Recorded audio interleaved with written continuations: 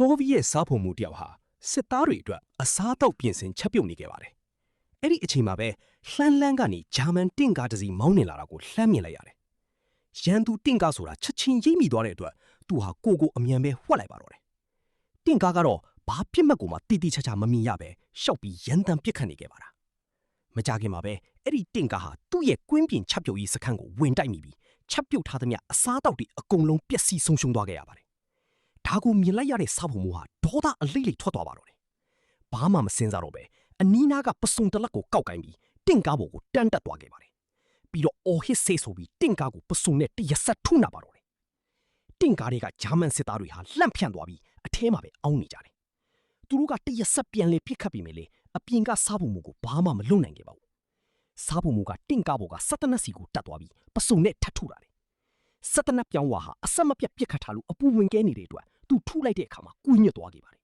။ဒီတော့ဂျာမန်တွေကစားဖို့မှုတွန့်ထွက်သွားအောင်တင့်ကားကိုအရှိညှင့်မောင်းကြည့်ပြီးမယ်သူကတော့လက်မလျှော့ခဲ့ပါဘူး